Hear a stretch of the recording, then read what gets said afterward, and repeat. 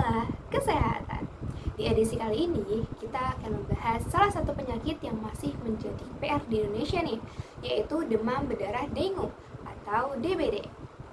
Nah, data Kemenkes tahun 2023 itu nyebutin sudah ada kasus sekitar 110.000 jiwa dengan angka kematian 800 jiwa.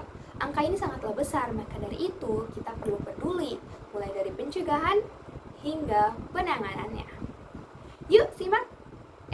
Bentar dulu, podcast kali ini agak sedikit berbeda dan akan spesial. Karena apa?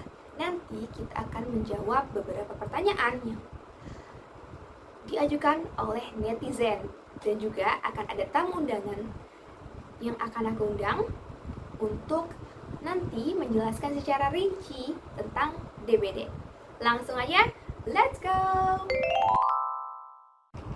Halo semuanya, kembali lagi di Jekatan, Jendela Kesehatan. Sudah siap? Langsung saja ke pertanyaan pertama. Oke, langsung kita jawab. Jadi, DBD itu penyakit infeksi yang disebabkan dari virus dengue dan ditularkan dari gigitan nyamuk Aedes aegypti.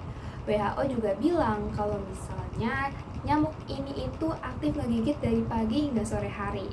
Jadi bukan karena makanan basi, tapi karena faktor nyamuk ya. Selanjutnya apalagi nih?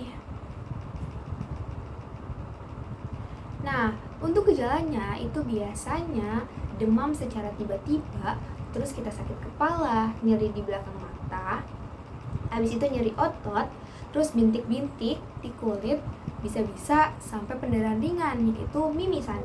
Menurut studi Karyati, gejala di Indonesia tuh sebenarnya berbeda-beda, tapi yang khas dan yang sangat sering terjadi yaitu demam serta trombosit turun secara drastis. Jadi kalau misalnya demam tidak turun-turun, wajib periksa ya. Biar lebih jelas lagi ya, aku sudah hubungin teman aku yang bisa menjawab lebih rinci lagi tentang peran gizi pada DBD. Yuk kita telepon. Halo Kak Hanif, selamat datang di Jekatan, Jendela Kesehatan. Halo Kak Fadla, makasih udah undang saya di podcast JKTN, Jendela Kesehatan. Jadi gini, kalau bicara tentang DBD, yang paling utama itu ya hidrasi. Jadi pasien DBD itu rentan banget buat kehilangan cairan. Jadi harus cukup minum. Dan menurut Mulia Ningsih, minum itu sangat penting banget. Karena dengan hidrasi atau cairan yang cukup itu, kita bisa ngurangin resiko mengalami shock berat akibat demam berdarah. Nah, minumnya itu bisa air putih, jus, atau oralit yang dianjurkan dengan tenaga kesehatan. Nah, tadi Kak Hanif sudah bahas soal cairan nih, tapi aku masih penasaran deh. Kenapa nyamuk ini bisa bikin daya tahan tubuh kita tuh turun? Pertanyaannya bagus banget. Jadi gini, di saat nyamuk Aedes aegypti itu membawa virus dengue menggigit kita, dia itu menyuntikkan air liurnya ke dalam kulit. Nah, air liur nyamuk ini itu mengandung zat-zat yang langsung bisa menekan sistem imun di tubuh kita.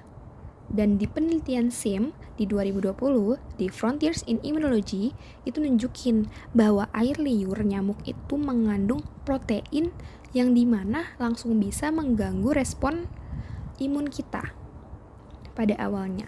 Jadi akibatnya itu virus dengue lebih gampang masuk dan berkembang biak di dalam tubuh.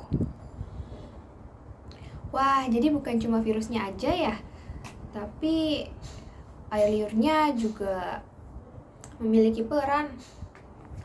Nah, betul. Makanya tubuh jadi lebih rentan.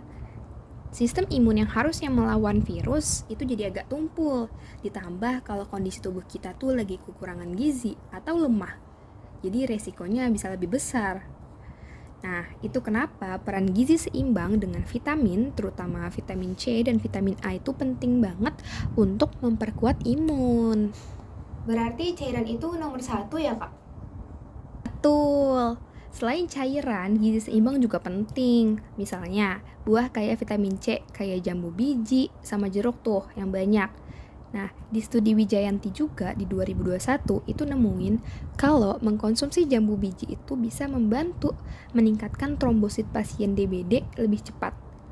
Karena mengandung vitamin C dan flavonoid yang memperkuat pembuluh darah. Wah, jadi ada makanan khususnya dong. Sebenarnya nggak ada pantangan yang ketat sih. Yang penting kita konsumsi makanan bergizi, mudah dicerna, dan cukup cairan aja. Misalnya bubur, sup, buah segar, sayuran, protein hewani yang rendah lemak. Nah, kalau tubuh kekurangan gizi, pemulihannya juga bakal bisa lebih lama.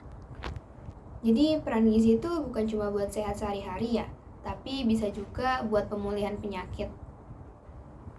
Actually, bahkan penelitian global oleh CPAT di 2023 itu menekankan bahwa pemberantasan nyamuk dan perbaikan status gizi masyarakat itu bisa jadi strategi efektif buat nurunin beban dari demam berdarah ini atau DBD. Jadi bukan cuma cegah nyamuk aja, tapi juga bisa perkuat tubuh dengan gizi seimbang. Oke, baik Kak. Sepertinya penonton sudah tahu nih lebih jelasnya seperti apa. Kalau begitu, terima kasih banyak ya Kak Hanif telah meluangkan waktunya. Sampai bertemu lagi di edisi selanjutnya.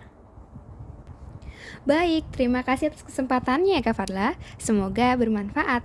Dan ingat, mencegah selalu lebih baik daripada mengobati. Terima kasih. Nah, untuk itu kita bisa melakukan 3M+. Yang pertama, kita itu bisa menguras tempat penampungan air. Yang kedua, kita itu bisa juga menutup wadah-wadah air. Yang ketiga, kita bisa mendaur ulang barang-barang bekas. Plusnya, kita bisa menggunakan taburan larvasida, yang dimana taburan yang dimasukin ke dalam air untuk membunuh jentik-jentik nyamuk. Yang kedua, kita bisa menggunakan lotion anti nyamuk. Dan yang ketiga, kita bisa memelihara ikan yang dapat memakan jentik-jentik nyamuk. Menurut studi Aceh, pengendalian nyamuk berbasis masyarakat seperti ini itu bisa menurunkan kasus signifikan.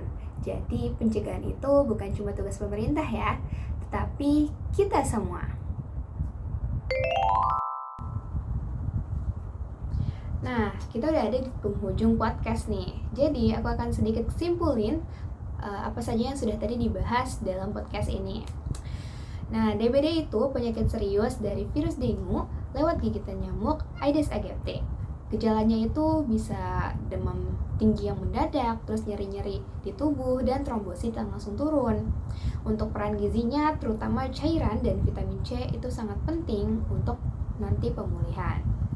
Dan untuk pencegahannya kita bisa melewati 3M+ tadi, serta pola hidup bersih dan sehat. Jadi, jangan tunggu sakit dulu baru sadar ya. Terima kasih sudah mendengarkan Jikatan hingga akhir. Salam dari Jelajah Kesehatan. Sampai jumpa di edisi selanjutnya. Dadah!